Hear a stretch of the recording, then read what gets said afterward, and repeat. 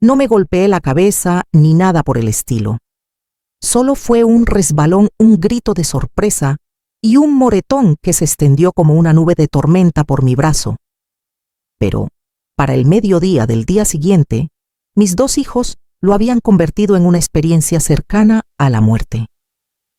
Mariana llegó primero toda preocupada con su aliento a café con canela, cuidándome como si fuera una niña pequeña que se acercó demasiado a la calle. «Solo queremos facilitarte las cosas», dijo apretándome el hombro. «Y si hubiera sido peor, vives sola, mamá. Es hora de que empecemos a pensar en el futuro». Pensar en el futuro, aprendí rara vez, me incluía a mí. Diego se unió a la charla por videollamada, asintiendo desde su impecable departamento en Mérida.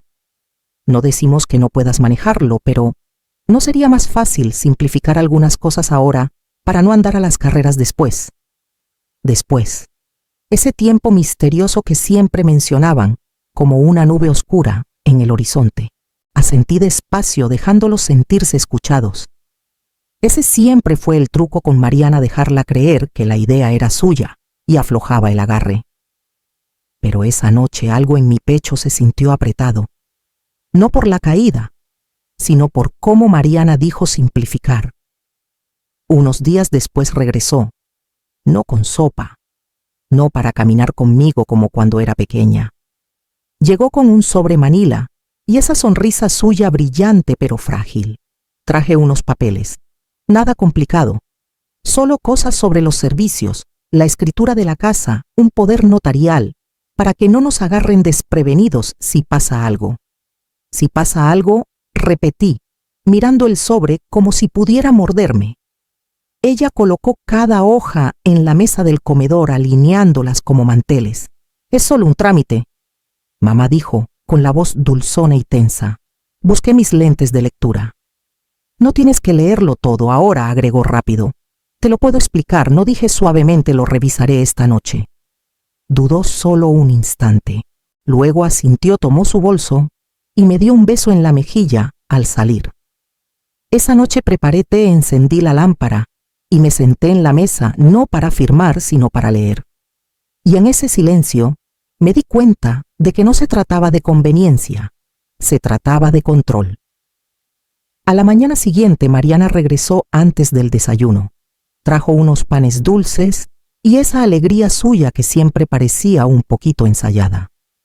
«Podemos revisar todo juntas», dijo, colocando su café en la mesa como si fuera la dueña. «Marqué las partes importantes para que no te agobies». Diego se unió por altavoz, su voz resonando desde el mostrador de mi cocina. Habló de logística, de simplificar cuentas y aliviar el estrés. Pero ni una sola vez preguntó cómo me sentía. Nunca lo hacía. Su voz seguía suave, distante, como si leyera un memo escrito por alguien más. «Me sentiría más tranquila si terminamos esto pronto», dijo Mariana, pasándome una pluma que no pedí.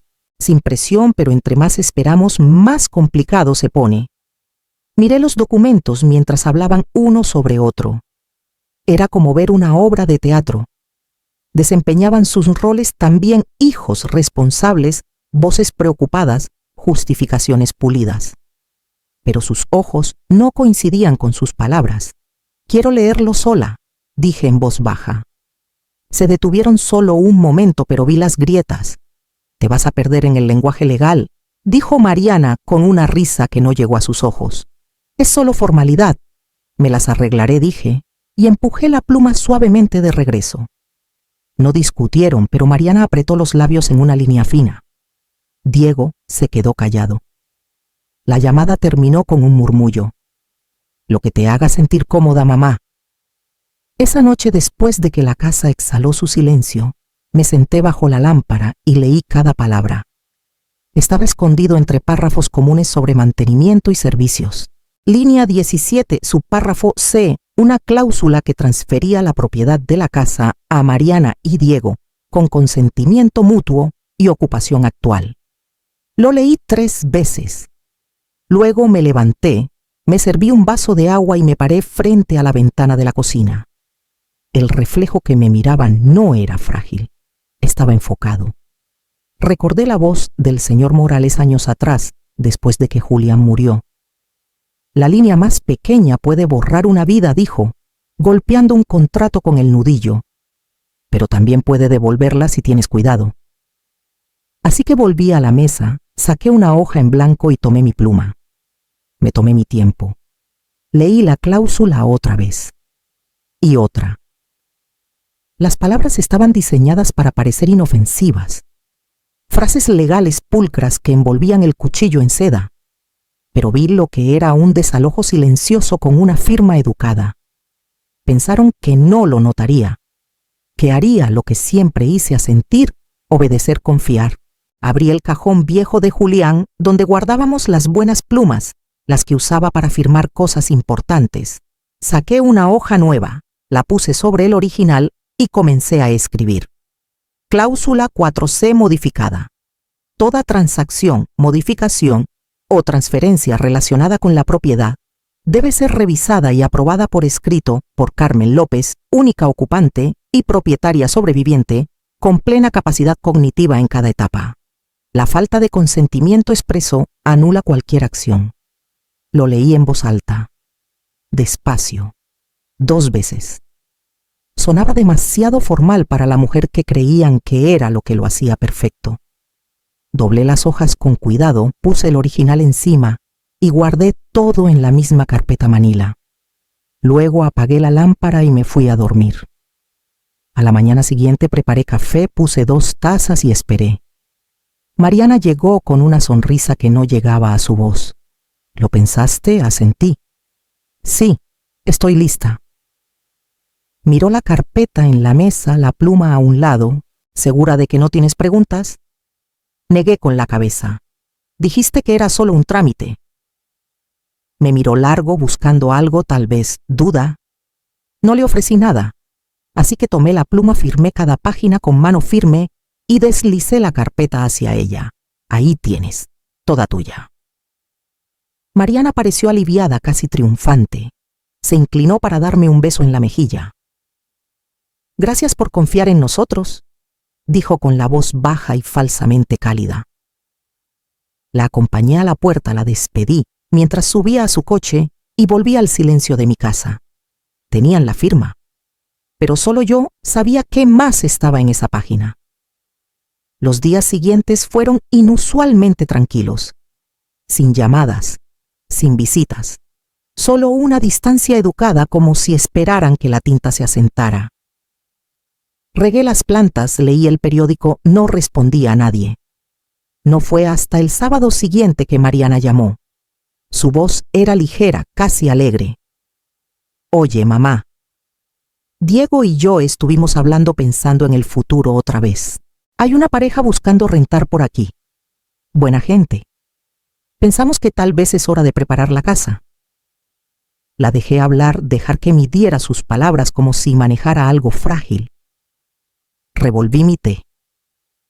Rentar la casa. Solo temporalmente, se apresuró. Mientras planeamos los próximos pasos. Ya tenemos los papeles listos. Sería tonto no aprovecharlos. No. Hice una pausa. No muy larga. Solo lo suficiente. ¿Revisaste la cláusula 4C? Rió nerviosa. Ay, mamá, sé que no te gusta lo legal, pero ya firmamos. No, dije suavemente. Deberías revisarla. Solo antes de hacer cualquier cosa. La línea se quedó en silencio. Casi podía escuchar el roce de los papeles, el clic de las teclas de su laptop. Luego vino el cambio, apenas audible pero claro. Una respiración lenta. Su tono cambió. ¿Qué es esto? Tomé un sorbo de té. Mamá, esto no estaba en la versión que te dimos. No dije no estaba. Lo escribí antes de firmar. No puedes simplemente cambiar un documento legal. No lo cambié. Lo firmé así. Y tú también. Exhaló el tipo de sonido que hace la gente cuando la máscara se cae. ¿Sabes siquiera lo que hiciste? Me levanté, caminé hacia la ventana observando cómo la brisa movía la cortina. Protegí lo que es mío. Eso es todo. Mariana murmuró algo que no entendí. Luego colgó. Esa noche me paré en el pasillo frente al armario de blancos, solo escuchando la quietud de la casa.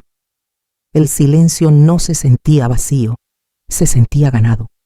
Ellos lo llamaron un trámite, lo llamaron amabilidad.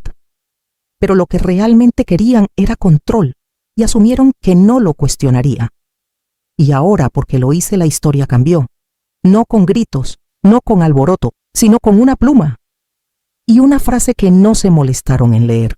No esperó mucho. A la mañana siguiente mi teléfono sonó antes de las 8. Lo dejé vibrar 2 veces antes de contestar. ¿Por qué hiciste esto? La voz de Mariana era cortante sin dulzura. Me senté en la mesa sosteniendo mi té. ¿Hacer qué exactamente? Reescribiste el acuerdo. Metiste esa cláusula sin decirnos. Es manipulador, mamá. Es deshonesto. Dejé que la acusación flotara en el aire un momento. Luego lo dije con la mayor calma posible. ¿Por qué me harías una invitada en mi propia casa? El silencio al otro lado no era de confusión, era de culpa. Nunca quise que te sintieras así. Dijo, finalmente más suave, pero no menos a la defensiva. Solo tratábamos de prepararnos para el futuro. Miré mi cocina, la misma mesa donde hacía sus tareas, el mismo piso donde derramó jugo a los 7 años. He vivido aquí 40 años, Mariana. Los crié a ambos bajo este tejado. Y ahora quieren manejarme como si fuera una responsabilidad sobrante. Eso no es justo. Lo que no es justo es ser borrada con una sonrisa, dije. Me diste una pluma y esperabas silencio. Te di mi firma, pero mantuve mi voz. Su respiración se entrecortó. No discutió, no se disculpó, solo colgó. No me sentí victoriosa, solo quieta. La quietud, he aprendido, puede tener más poder que la furia. Más tarde ese día, saqué el cuaderno que no había tocado en años, el de la portada rota y el listón de la banda entre sus páginas. Solía escribir en él cuando Julián vivía notas que nunca mostré, preocupaciones que no sabía nombrar. Ahora abrí una página en blanco. No soy una carga. No soy un espacio en blanco para que otros llenen. Soy una mujer que construyó un hogar con sus manos, su amor y sus sacrificios, y no me moverán como lámpara de un rincón a otro. No lloré. No lo necesitaba. Solo escribí hasta que la luz se desvaneció en las baldosas de la cocina. Y cuando cerré el cuaderno, supe que no había escrito para Mariana. Escribí para la chica que solía ser la que decía sí para mantener la paz, la que sonreía mientras la pasaban por alto. Y en algún lugar afuera, más allá de la ventana, el viento trajo el sonido de pasos subiendo por el camino. Era Lucía.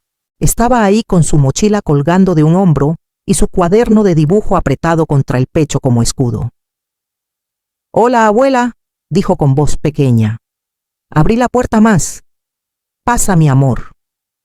Entró en silencio, no con la energía audaz de sus 13 años, sino con algo más suave. No pidió comida ni puso los zapatos en el tapete como siempre. Caminó a la mesa de la cocina y se sentó frente a mí, colocando su cuaderno sin abrirlo. Esperé. Miró sus manos. Sé que algo anda mal. Mamá ha estado gritando mucho. Diego vino anoche. Creen que no escucho. Saqué la tetera, le serví una taza, le puse azúcar como a ella le gusta. Envolvió los dedos en la taza, pero no bebió. «Vi cómo te tratan», susurró. «No quiero crecer pensando que eso es normal». Sus ojos no encontraron los míos, pero no hacía falta. Sus palabras sonaron como una campana, suaves, pero imposibles de ignorar. Busqué en el cajón junto a la estantería y saqué mi viejo cuaderno, el de las esquinas dobladas, páginas que guardaban más de mí que la mayoría de las personas jamás sabrían. Solía escribir cosas, dije, deslizándolo hacia ella. Cosas que no podía decir en voz alta. Lucía lo abrió con cuidado, sus dedos rozando los bordes de las páginas. No leyó en voz alta. Solo pasó las páginas despacio, deteniéndose de vez en cuando, como si las palabras tuvieran un peso que podía sentir incluso en silencio. Después de un rato, abrió su propio cuaderno. En una página había un dibujo a lápiz de una mujer sentada sola en una mesa con una pluma en la mano. Sin rostro, pero la postura era inconfundible, fuerte, quieta. «Eres tú», dijo. Lo dibujé después de que mamá azotó la puerta ese día. Se me cerró la garganta. Extendí la mano sobre la mesa y puse la mía sobre la suya. «Me alegra que me veas. Siempre te vi», respondió, «pero ahora veo más». Se quedó el resto de la tarde. No hablamos mucho, pero dejó su cuaderno abierto junto al mío. 2 cuadernos, uno al lado del otro. 2 mujeres, una mayor, otra apenas empezando, aprendiendo que el silencio no siempre significa seguridad. Esa noche puse un esqueje de jazmín en un frasco de vidrio y lo coloqué junto a la ventana. No sabía por qué aún, solo que algo empezaba a echar raíz. Vinieron un martes. Mariana primero con la boca tensa, los ojos recorriendo la casa como si pudiera colapsar bajo su incomodidad. Luego el hombre detrás de ella de unos 30 y tantos, pulcro con un maletín en la mano. No lo reconocí, pero no hacía falta. Su apretón de manos fue frío y rápido. «Señora López», dijo, «soy el señor Vargas. Represento a su hija y su hijo en la revisión de los documentos legales que firmó recientemente». Señalé la cocina. «Podemos sentarnos». Mariana no lo hizo. Se quedó cerca de la mesa mientras el abogado extendía copias impresas del acuerdo. Señaló mi cláusula, la 4C, como si fuera una mancha en su traje. Esto no estaba en la versión final aprobada y preparada, dijo.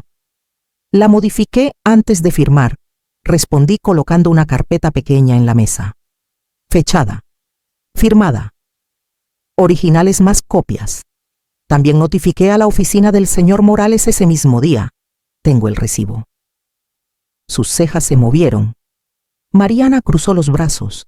«¿No consultaste a un abogado?», espetó. «No dije, pero consulté mi memoria. Y el viejo amigo de mi esposo me enseñó a leer las líneas que intentan desvanecerse cuando dejas de mirar». El señor Vargas ajustó su corbata. «Legalmente la enmienda es válida asumiendo que ambas partes firmaron la misma versión. Lo hicimos», dije, y guardé mi copia. Empujé la carpeta hacia él lento y deliberado. Miró a Mariana, luego hojeó los documentos, su boca formando una línea plana. «Bueno, eso complica las cosas». La voz de Mariana se quebró. «Nos hiciste quedar como tontos». «No dije eso, lo hicieron ustedes solos». Ella tomó su bolso demasiado rápido, tirando un posavasos. No se molestó en recogerlo. «Vámonos», siseó ya dirigiéndose a la puerta. El señor Vargas me dio un asentimiento, parte profesional, parte disculpa, y la siguió. Cuando la casa quedó en silencio otra vez, me serví una taza de té fresca, el esqueje de jazmín aún brillante en su frasco junto al fregadero. Me senté en la mesa, envolví las manos en la taza y dejé que el calor se asentara. Habían traído un abogado para deshacer lo que creían que era mío, solo de nombre, pero lo había firmado con más que una pluma. Lo había firmado con memoria, con intención, con suficiente silencio para hacerlos escuchar. Fue Lucía quien me habló del grupo. La señora Torres organiza una reunión en la biblioteca los jueves. Mujeres como tú, fuertes pero cansadas de callar. Al principio dudé, no era de grupos, pero algo en cómo dijo mujeres como tú se quedó conmigo, así que fui. Éramos 11 ese día, viudas, divorciadas, abuelas, mujeres que habían sostenido familias con hilos invisibles. Me senté al fondo, cuaderno en el regazo, escuchando. Cuando llegó mi turno de hablar no planeé decir mucho, solo unas palabras pensé. Pero una vez que empecé no pude parar. Les conté sobre la cláusula, la pluma, el papel que reescribí con mano firme y el silencio que rompí sin alzar la voz. No lloré, pero alguien más sí lo hizo. Una mujer llamada Rosa extendió la mano por el círculo y apretó la mía. Intentaron hacerme lo mismo, dijo, solo que no supe cómo detenerlo. Al final de la hora me llamaban la señora de la cláusula. Medio en broma, pero no del todo. La señora Torres me dio un montón de documentos de muestra y dijo, «Podrías ayudarnos, enseñarnos qué buscar». Asentí. No era mucho una cláusula, una conversación, pero se sentía como un comienzo.